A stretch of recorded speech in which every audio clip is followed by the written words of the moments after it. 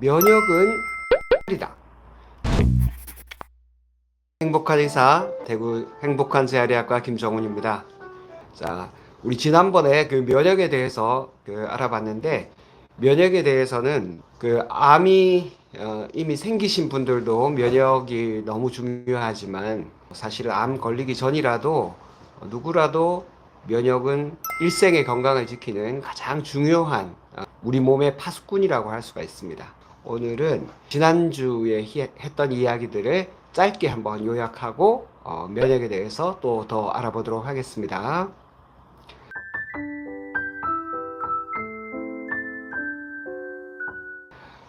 우리 몸을 지키는 면역이 크게 두 가지가 있다고 했죠. 하나는 성벽 같은 피부, 호흡기, 장 뭐 이런데 성벽처럼 막아주는 그런 면역이 있고요. 두 번째는 경찰, 범인들을 찾아내고 범인들을 또 잡아가는 혼내주는 그런 경찰이 또 있습니다. 자, 면역은 성벽이다. 이 엄청나게 큰 성벽도 이렇게 수많은 적들이 몰려오면은 성벽이 다 부서질 수가 있죠. 그래서 우리 세 가지 성벽의 역할을 하는 세 가지 우리 몸의 면역기관 알아봤습니다. 첫 번째가 피부, 두 번째가 호흡기 점막, 세 번째가 소화기 점막입니다. 이거 한마디로 얘기하면 이 전부 다 피부라고 할 수도 있어요. 바깥에 있는 피부, 바깥에 있는 그 성벽이고, 요거는 이제 안에 있는 성벽이죠. 삼중 성벽이 되겠습니다. 아까 보셨던 그 성벽도 테오도시우스 성벽이라는데, 이제 그것도 삼중으로 되어 있거든요. 그래서 우리 몸도 이렇게 삼중으로 면역기관입니다. 피부도 면역기관이에요. 그래서 피부를 건강하게 지키기 위해서는 자외선을 잘 차단시켜줘야 되고, 보습, 그리고 장 면역도 엄청 중요하다, 피부에. 이게 또 여기하고 연관이 되죠. 그 다음에 과도한 스트레스를 피하는 것도 피부 면역에 굉장히 중요한 거고요. 호흡기 점막은 이제 갈수록 더 중요해지죠. 왜냐하면 바이러스들이 계속 변이가 생겨가지고, 원래 보니까 이제 웬만한 감기도 독감만큼 상당히 독하던데, 코로나 바이러스뿐만 아니라 독감, 그 다음에 감기, 뭐 이런 호흡기 문제들이 계속 생기는데, 가습이 중요하고, 그 다음에 여기도 장면역이 중요하죠. 그 다음에 아스틸시스틴 같은 그런 영양제들도 호흡기 점막을 튼튼하게 하는데 도움이 됩니다. 여기 소화기 점막도 엄청 중요한데, 여기 보시면 뭐 스트레스나 약물들, 감염, 그 다음에 음식, 이런 그리고 또 약물이 또 중요하죠. 이런 것들이 전부 다 소화기 점막을 파괴하는 그런 원인들입니다. 특히 약물은 꼭 말씀드리고 싶은 게, 우리나라는 어려서 조금만 무슨 탈이 나면 가서 항생제를 많이 쓰죠.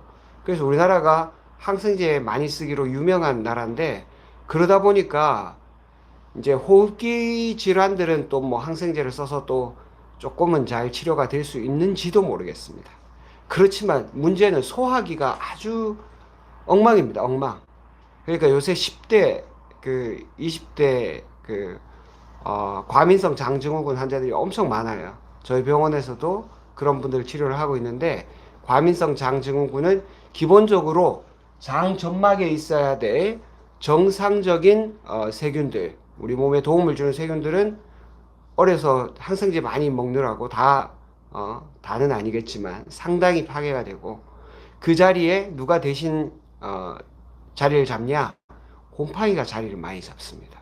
그리고 별로 도움이 안 되는 현기성 균들, 이런 균들이 장 내에 막 자리를 잡다 보니까 장에서 나오는 여러 가지 원래 좋은 세균들은 우리 몸에서 비타민 B군 같은 것들을 만들어내거든요. 그래서 사람하고 서로 도움을 주면서 살아가고 있는데, 우리는 이 정상적인 좋은 균들한테 도움을 별로 안 주고, 그러다 보니까 이 정상적인 균들이 제대로 살지를 못합니다. 우리 몸의 정상적인 균들이 좋아하는 먹이는 식이섬유입니다. 식이섬유. 식이섬유를 먹고 비타민 B군들을 만들어내는데 우리가 식이섬유를 안 먹으니까 균들이 비실비실할 뿐만 아니라 비타민 B군을 따로 또 영양제로 먹어줘야 되는 이런 일들이 생깁니다. 반면에 곰팡이가 좋아하는 것들은 우리가 엄청 잘 먹습니다.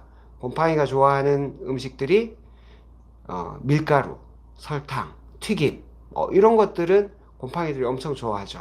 그러니까 우리가 지금 늘 맛있게 먹고 있는 여러 가지 간식이나 음식들이 사실은 곰팡이 좋은 일을 시키는 것일 수도 있습니다. 여러분 몸에는 거의 도움이 안 되죠. 그래서 정제 탄수화물, 중금속이나 오염물질들, 항생제, 과도한 스트레스 이런 것들이 전부 다 소화기 점막을 엉망으로 만들고 있기 때문에 우리가 면역이 지금 깨지고 있는 거예요. 두 번째, 면역은 경찰이다. 경찰 중에서도 아예 태어날 때부터 그냥 경찰로 태어난 이런 본투비 경찰 이런 거를 선천면역이라고 하죠. 선천면역. 그 다음에 시험을 보고 경찰이 된 사람들도 있어요. 그래서 시험을 본 경찰 이런 건 후천면역이라고 합니다.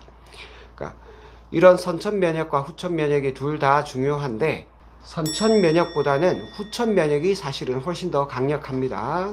그래서 우리 다양한 면역세포들 중에서 이런 골수에서 나오는 세포들은 대체로 선천면역이고요. 그래서 뭐 제일 대표적인 게 호중구죠. 호중구가 이제 제일 양이 많고 그 다음에 호염기구, 호산구, 뭐 단핵구 이런 것들이 있었죠. 후천 면역은 주로 이제 림프, 이런 T세포, B세포 이런 세포들이 주로 후천 면역을 담당하고 얘네들이 좀 더 강력합니다. 자, 백혈구가 대표적인 면역세포인데 그 면역세포 중에서 여기 림프구, 과립이 없는 세포들을 림프구라고 하고 B세포, T세포 이런 것들이 이제 후천 면역을 해당하죠. 후천 면역에 대해서 앞으로 이제 더 깊이 좀 알아볼 건데요. 먼저 선천 면역부터 살짝 알아보고 가겠습니다.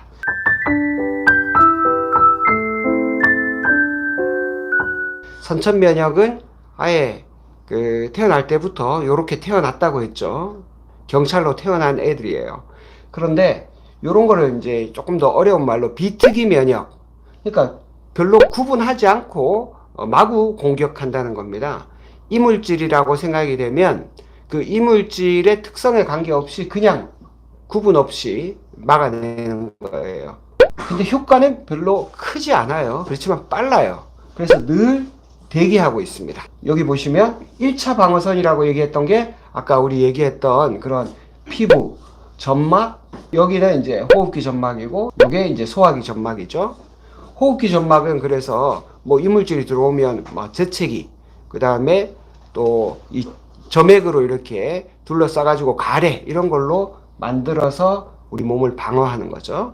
이런 게 이제 1차 성벽에 해당하는 거고 그 다음에 2차 본투비 경찰에 해당하는 아이들이 이런 거죠.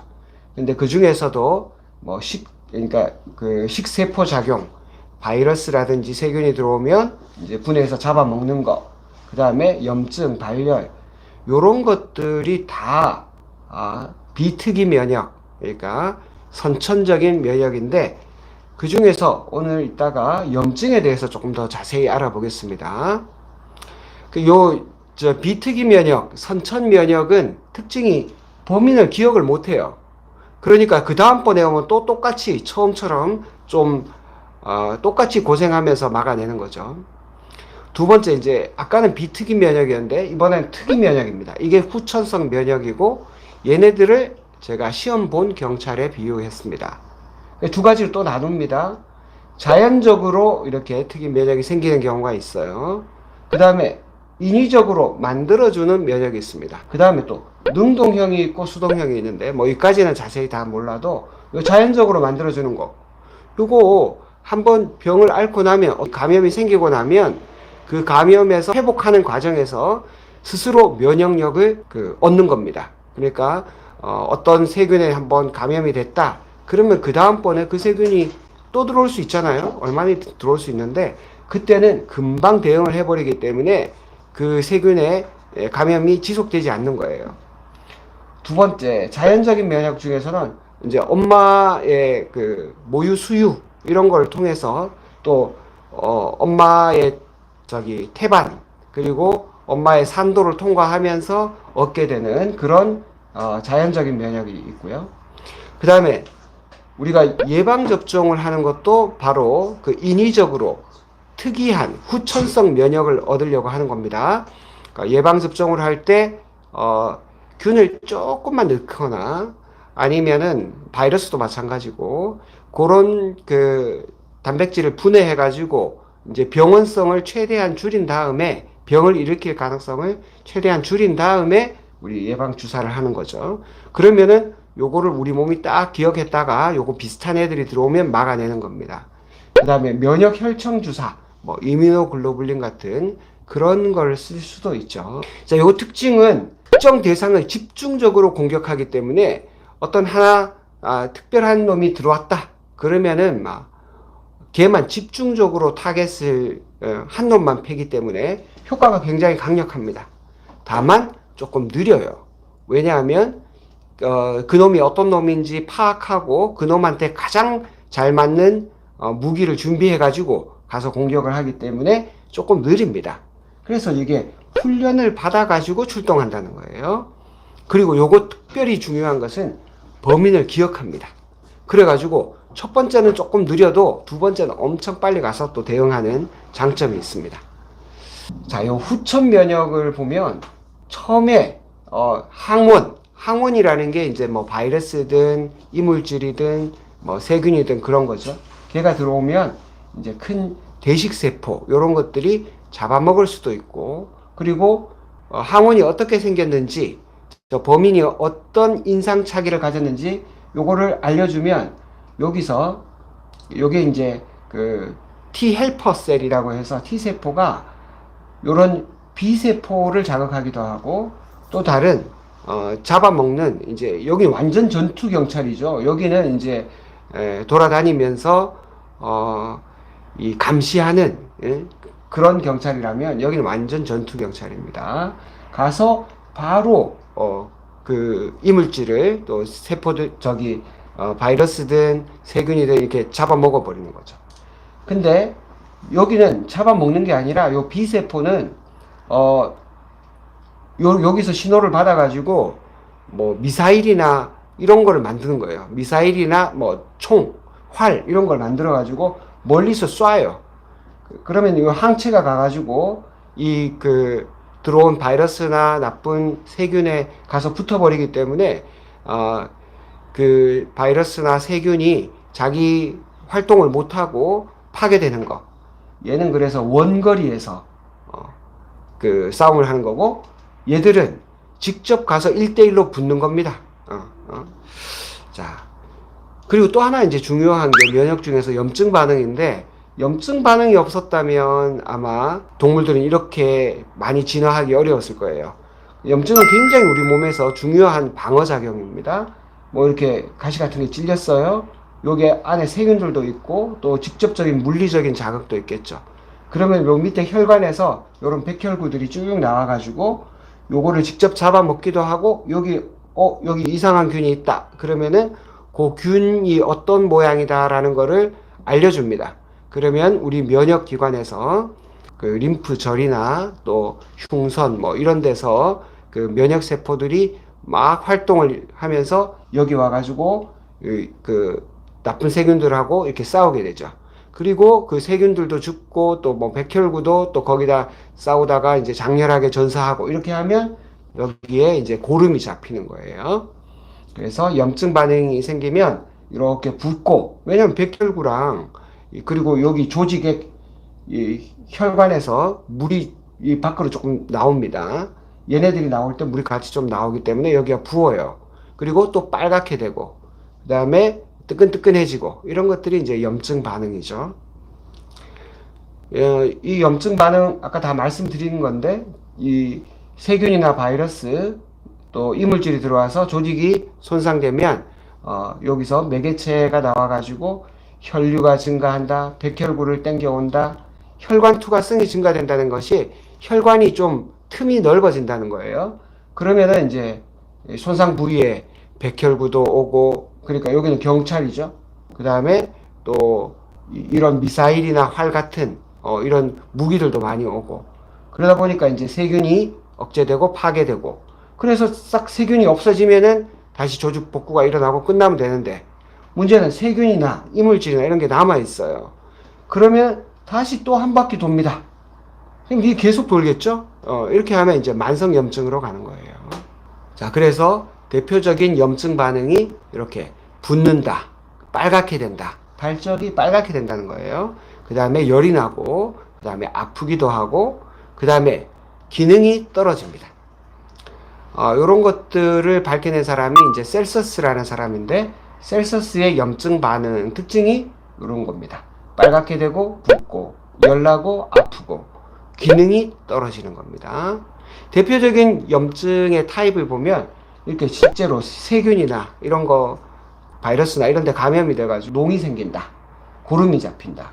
그 다음에, 자가 면역 질환 때문에 그 류마티스 관절염, 이런 것도 염증이에요. 그 알러지, 이런 것도 염증이에요. 요것도 아토피도 사실은 자가 면역 질환의 일종이죠. 그 다음에 대사성 염증, 이런 게 이제 여기 통풍이죠. 통풍 엄청나게 큰데, 그 다음에 이제 물리적으로 직접 염증이 생기는 거, 이렇게 화상도 있고 어디 이렇게 막 쓸리는 거 있죠. 마찰이 많이 되면 그것도 물리적인 염증입니다. 자, 어떤 분들은 염증하면 무조건 항생제 써야 되는 줄 아는데 꼭 그렇지 않습니다. 이런 것들은 당연히 항생제를 써야 되겠죠. 근데 이런 것들은 이제 항생제 쓰는 염증이 아니죠. 세균 때문에 반드시 염증이 생기는 건 아닙니다. 이거 세균 때문에 생기는 건 이거 하나밖에 없어요. 나머지는 세균하고 별로 관계가 없습니다. 물론 이런 염증이 있는 상태에서 세균의 감염이 좀 되기 쉬운 그런 특징이 생길 수도 있어요. 그럴 때는 이제 항생제를 쓰지만 일반적으로는 이게 항생제 쓰지 않습니다. 그래서 이제 중요한 거는 염증이, 급성염증은 다 우리 몸을 방어하는 중요한 작용이니까 문제가 없는데, 이게 만성염증으로 넘어갈 때가 문제예요. 여기 다양한 면역 물질들이 나와서 보통은 며칠, 한 일주일에서 열흘, 뭐 이렇게 하면 이제 끝나야 돼요. 염증이 다 끝나야 되는데, 이게 안 끝나고 몇 주간 지나간다, 3주, 4주 지속된다, 이렇게 하면 이제 만성염증으로 가게 되고, 자칫 잘못하면 자가면역 질환으로 이어질 수도 있다는 거죠. 자, 왜 그런 만성염증이 중요한가? 아까 여러 가지 원인 때문에 이런 급성염증이 생겼어요. 그런데 이게 시간이 지나가지고 만성으로 넘어가. 그러면 우리가 겁내는 여러 가지 질병이 다 생겨요. 심혈관계 질환, 그리고 여러 가지 그 신경학적인 질환들, 그 다음에 자가면역 질환, 그 다음에 만성 피로증후군, 그 다음에 섬유근육통, 통증도 생기고, 만성염증은 진짜 우리를 너무 괴롭게 하는 거죠. 그 중에 중요한 게 이 암입니다. 암. 만성염증은 암에도 기여한다. 우리가 면역이 강하다, 이런 말이 이제 일반인들한테는 이제 굉장히 좋은 말로 들릴지 모르지만, 의사들 입장에서는 면역이 약한 것도 문제지만 면역이 너무 강해도 굉장히 문제가 커요.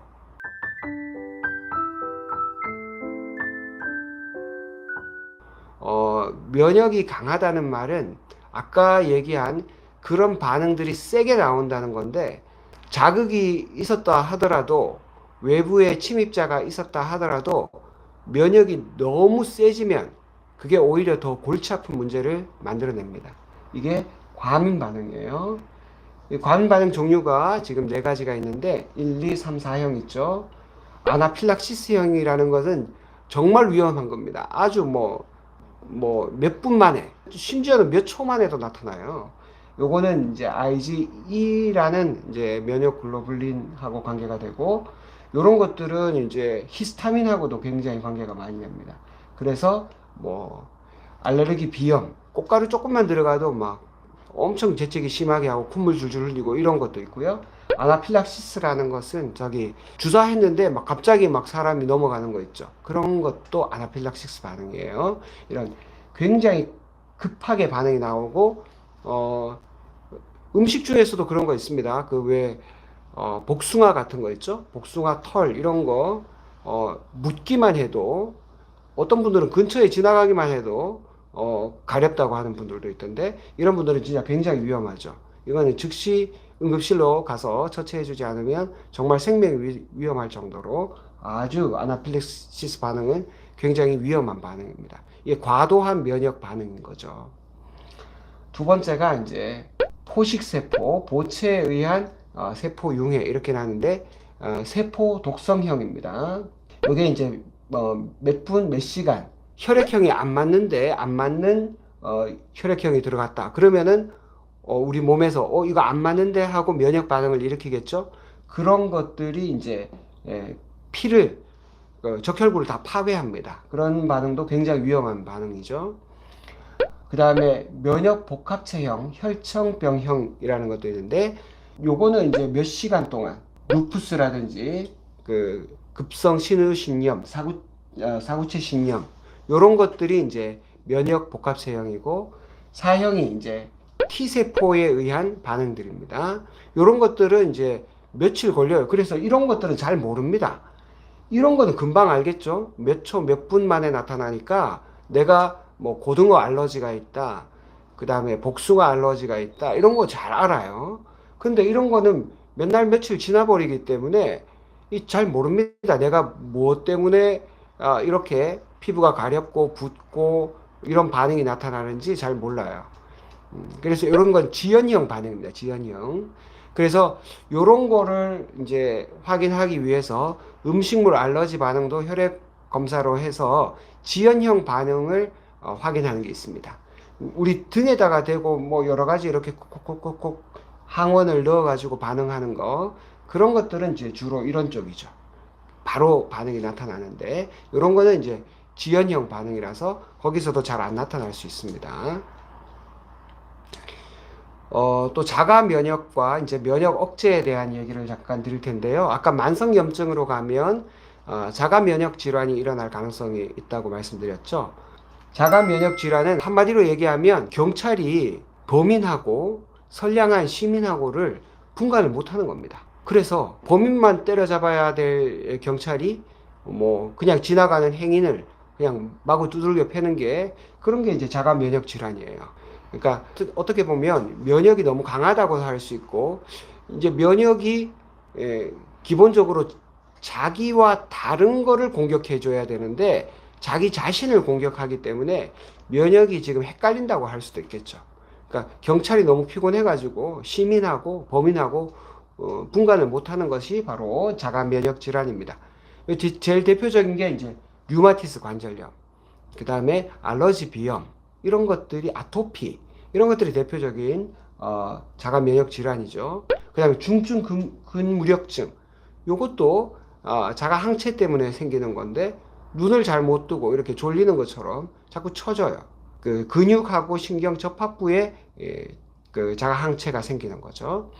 그 다음에 이제 그레이브스 병은 이 갑상선염의 일종인데 갑상선에 가가지고 계속 여기도 항체가 붙는데 갑상선 호르몬을 자꾸 만들어내라고 하는 엉뚱한 항체가 붙어요. 그러다 보니까 이제 갑상선 항진증이 생기고 그러다 보니까 이제 눈이 이렇게 좀 튀어나와 보이는 눈이 되게 크고 튀어나와 보이는 그런 분들이 이제 그레이브스 병이죠. 그 다음에 하시모토 병은 갑상선이 엄청 커집니다.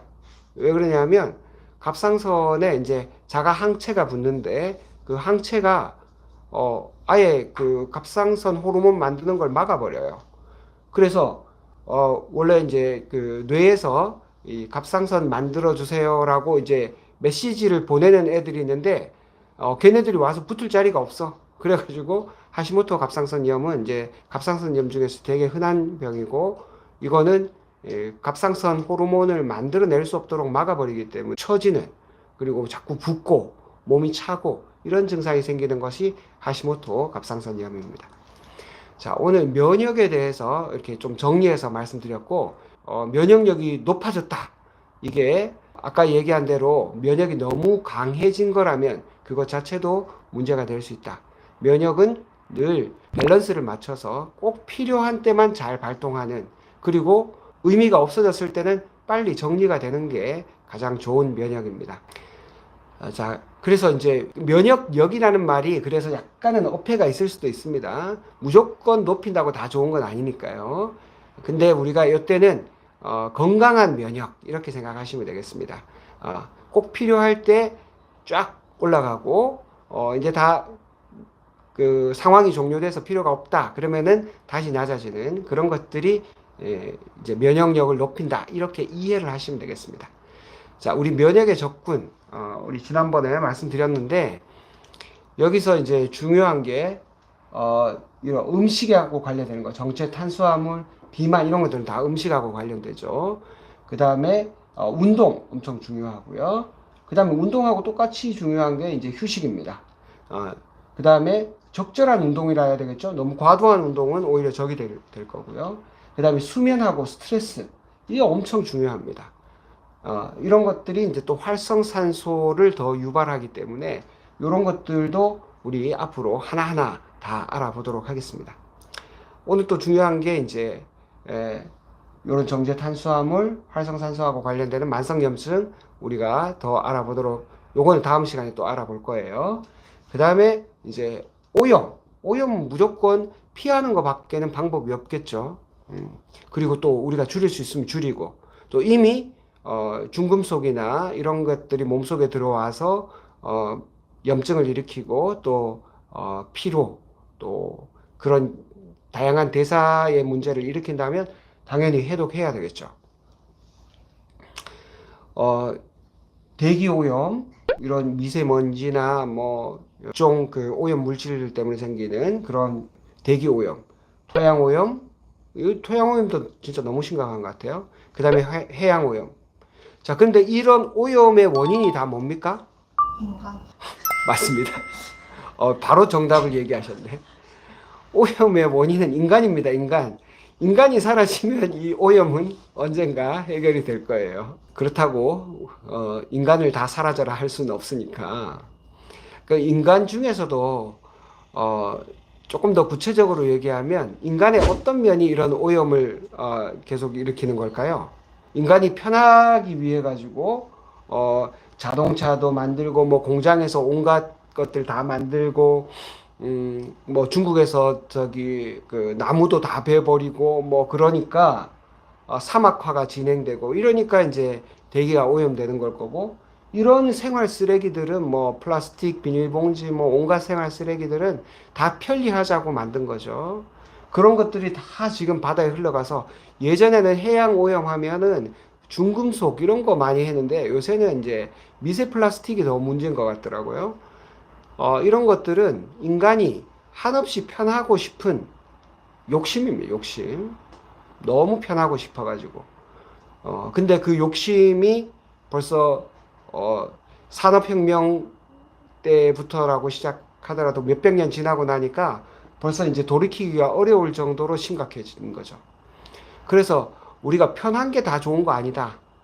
조금은 불편하고, 조금은 몸을 좀 더 써야 되는, 그러니까 자동차를 타면서 사람들이 거의 걷는 일이 잘 없어졌죠. 한 10분, 15분만 돼도 걸어가지 않고 자동차를 타는 분들도 많이 있어요. 그러니까 그런, 여기서 줄이자는 말은 이런 쓰레기를 줄이자는 말도 있지만, 제 마음은 쓰레기 줄이기 이전에 우리가 이 편하고 싶은 욕심을 좀 줄이면 좋겠습니다. 조금은 귀찮게. 그것도 운동이니까, 걷는 것도 운동이고, 그러니까 우리 욕심을 좀 줄이고, 또 이미 이런 거 생긴 거는 좀 피하고, 마스크도 잘 쓰고, 또 이런 것들은 잘 모아가지고, 한 군데서 확실히 좀, 처리를 해야 되겠죠? 그 다음에 그 해양 오염 저런 건 진짜 바닷가에 가서 정말 많던데, 바닷가에서 쓰레기를 좀 줄이면 진짜 좋겠어요. 그리고 이미 이제 오염이 되고 몸속에 들어왔다면 모발 검사를 해보면 모발 미네랄 검사에서 카드뮴이라든지 알미늄이라든지 뭐 굉장히 많이 나와요, 실제로. 그런 분들은 빨리 해독을 해야 되겠죠. 그리고 이제 면역력을 높이는 마음 습관, 면역력을 높이는 마음 습관에 대해서 한번 알아보고 마무리를 하도록 하겠습니다.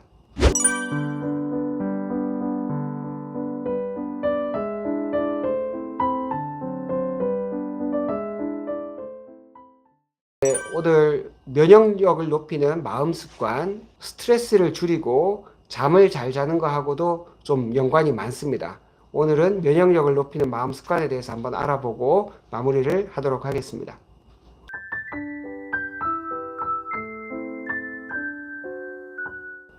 어, 제가 한 4년 전부터 이제 명상을 하기 시작했는데, 이제 명상을 하면서 이제 늘 생각하게 되는 거는, 명상을 한다는 말은 내 생각을 내려놓는다는 거거든요.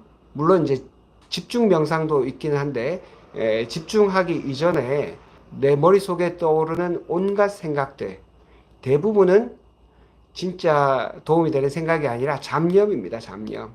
지금 당장 여기서 어떻게 할 수도 없는 온갖 것들에 대해서, 미래에 대해서 불안하고 걱정하거나, 과거에 대해서 후회하거나, 누구를 원망하거나, 이런 것들이 이제, 와, 정말 깜짝 놀란 게, 머릿속에서 1분도 이 이야기들이 지금 제가 생각하는 이 불안, 걱정, 또 후회, 원망, 이런 것들을 안 하는 적이 없어요.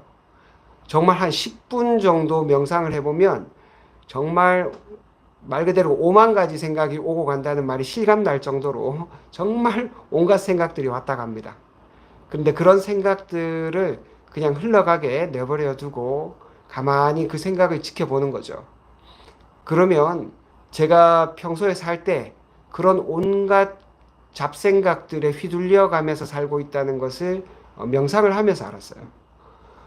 그리고 제가 이제 뇌과학을 했다 보니까 명상에 대해서 조금 더 뇌과학적인 그 접근을 하게 됐어요. 그러니까 내 몸이 나인가, 내 생각이 나인가, 아닐 수도 있습니다. 한번 들어보세요. 뇌는 실제로 귀찮은 걸 엄청 싫어합니다. 이런 어류, 뭐 파충류, 포유류, 그리고 인간의 뇌 이렇게 발달하는 과정에서, 뇌가 점점 커지는 과정에서 뇌가 있는 그대로 바라보고 깊이 생각하고 이런 습관이 잘 안 돼 있어요. 실제로는 뇌는 굉장히 귀찮은 거 싫어해요. 그러다 보니까 뭔가 좀 변하는 거 있죠. 변하는 거에만 관심을 둡니다. 뇌가 일반적으로는 그래요. 그러니까 우리가 늘 일상적으로 지나다니는 거에는 늘 옆에 이런 저기 저렇게 예쁜 꽃이 피어 있어도 새로 새싹이 이렇게 돋아나서 있어도 우리가 변했다고 생각하지 않으면, 변화가 없으면 그냥 뭐 뻔하겠거니 하고 지나가요. 그래서 뇌는 엄청나게 익숙한 것을 편하게 생각하고, 그리고 익숙한 것은 당연하게 그렇게 생각을 합니다. 그래서 저도 내 몸이 나지, 내 몸은 뭐 거의 100% 나지 이렇게 생각했는데, 가만 생각해 보니까 또 아닌 거예요. 우리 몸에 있는 이런 세포들 있죠. 짧게는 뭐 몇 시간, 며칠밖에 안 가는 것도 있고, 뭐 적혈구 이런 거는 한 서너 달 가고, 뭐 정자 이런 거야 금방 지나가는 거죠. 그리고 좀 오래 가는 게 이제 심장세포 이런 것들은 좀 오래 가긴 하죠. 그렇지만 이 대부분의 세포들은 얼마 안 있다가 다 바뀌어요. 우리 몸이 바로 이런 세포로 구성되어 있는데, 이런 세포들을 수명을 생각해 보면 태어났을 때 그 모습 그대로인 사람은 아무도 없죠. 다 바뀌었어요. 그러니까 사실은 내 몸은 벌써 몇 년 전만 하더라도 지금 내 몸하고 완전 다르죠. 내 몸이 나의 일부인 것은 사실이지만 내 몸을 나라고 하기는 좀 어렵습니다. 며칠만 지나도 또 바뀔 거니까요. 특히 암 환자들 같으면 더 그렇죠. 뭐 머리카락 빠지고 뭐 이렇게 외모가 바뀌어가고 이러면은 내 몸을 나라고 하기가 쉽지 않죠. 특히 이제 안에 내부 장기를 잘라내는 그런 암 수술은 좀 덜한데, 겉으로 보이는 걸 잘라낸다. 예를 들어서 뭐 골육종이다. 그래서 뼈를 잘라냈어. 그러면은 다리가 한 짝 없으면 그 상실감은 뭐 이루 말할 수도 없거든요. 그리고 유방암 환자분들이 유방 절제한 거 이런 것도 그 자기 상실감이라는 것은 이루 말할 수가 없습니다. 그렇지만 또 우리는 또 살아가지 않습니까? 그러니까 그게 내 일부인 것은 맞지만 그게 나의 전부는 아니다. 그래서 이 책 읽으면서 무경계라는 책을 읽으면서 야, 이게 내 피부가 나의 경계라고 할 수가 없겠구나. 그런 생각이 들었어요. 나의 경계가 어딘가. 우리 아들이고 딸인데, 분명히 내 몸의 일부보다는 확실히 소중해요. 만약에, 우리 아이들이 어떤 위험에 처해 있다. 그러면은 솔직히 말해서 내 목숨을 줄 거냐? 요거는 조금 고민을 해봐야 되는데, 팔 한쪽, 그러면 당연히 주겠습니다. 다리 한쪽, 이러면 당연히 주겠어요. 분명히 나는 아닌데, 내가 아니잖아요? 둘 다 내가 아니에요? 근데 내 몸보다, 특히 내 몸의 어떤 일부보다는 확실히 소중해요. 그러니까 육가지도 다 나인 거죠. 아이들도 나의 일부입니다. 심지어는 우리 집 강아지가 위험에 처했을 때 내가 팔을 달라고 하면은 좀 고민을 할 것 같은데, 그래도 내 몸에 뭐 어떤 일부는 줄 수 있을 것 같아. 손가락? 모르겠네. 한번 고민을 해봐야 되겠지만, 어쨌든 내 몸의 일부 같아요. 얘가 아프면은 저도 굉장히 마음이 아프거든요. 그러니까, 나라는 것이 실제로는 내 몸만이 아니고 더 바깥으로 멀리 뻗어져 있다. 이걸 기억하시면 좋겠습니다. 그리고 이런 카레이서들 있죠. 카레이서는 보시면 여기 백밀러가 없어요. 백밀러가 없기 때문에 코너링 할 때 이 사람들은 자기 어깨의 감으로 코너링을 합니다. 그래가지고 실제로 뇌 MRI 사진 찍어보잖아요. 그러면은 뇌 안에 그 자기 몸에 해당하는 지도가 있어요. 그 지도를 확인해 보면 어깨 부분이 이 카레이서는 어깨 영역이 굉장히 커져 있습니다. 또 이런 장대 높이뛰기 선수들 있죠? 장대 높이뛰기 선수는 뇌 지도에 보면 손이 엄청 길어져 있어요. 그러니까 장대 높이뛰기 선수는 이런 장대도 자기 몸이라고 뇌에서 그렇게 생각을 하는 겁니다.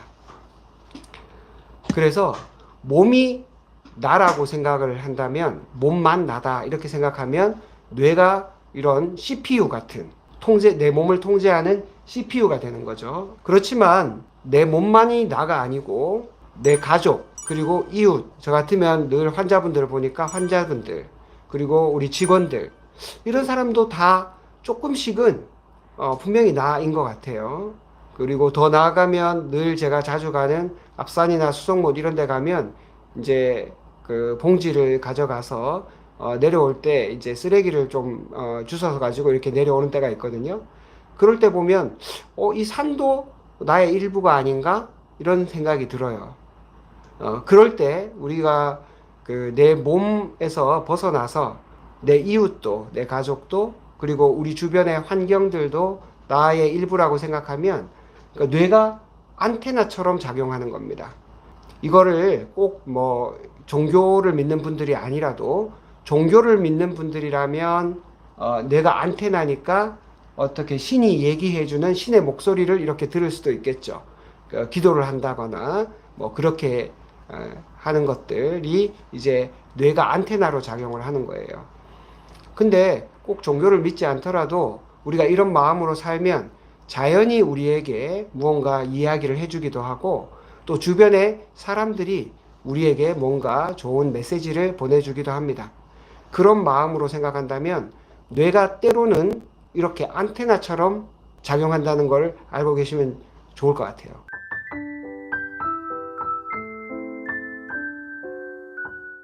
그래서 이게 그 황새인데 우리가 그 관조한다고 할 때 그 관자가 한자로는 그 관자 앞에가 그 황새라는 뜻이에요. 황새처럼 이렇게 높이 떠올라서 보는 거죠. 암 환자분들도 물론 자기 몸을 고쳐야 되는 건 맞는데 그 몸에 대해서 이 몸이 나다라고 생각해서 막 이렇게 그 몸에 너무 이렇게 가까이 붙어서 보게 되면 오히려 엉뚱한 잘못된 결론에 이르게 될 가능성도 있어요. 오히려 내 몸을 마치 황새가 떠올라서 이렇게 저 밑에 있는 몸을 바라보듯이 높이 떠올라서 바라보면, 그래서 나의 뇌가 안테나처럼 작용을 한다면 오히려 그 몸을 치료할 수 있는 확률이 더 높아집니다. 그리고 마지막에 그 암 환자분들한테 꼭 드리고 싶은 그 마음 자세는 확률에 대한 자세예요. 확률에 대한 자세. 저희 예전에 그 수련을 할 때 보면 이런 암 환자분들한테 평균 생존율 이런 게 있거든요. 통계로 다 나와 있습니다. 그래서 이런 암이 얼마나 퍼졌는지 몇 기인지를 보고 당신은 뭐 6개월 살겠습니다. 1년 살겠습니다. 이렇게 얘기하시는 교수님들이 예전에는 많이 계셨어요. 지금도 그렇게 하시는지 모르겠는데 그런 것들은 이제 평균을 얘기하는 겁니다. 평균. 평균 내보니까 그렇더라. 그런데 암 환자분들은 확률의 대상만이 아닙니다. 확률을 바꿀 수 있는 것도 여러분들 자신이에요.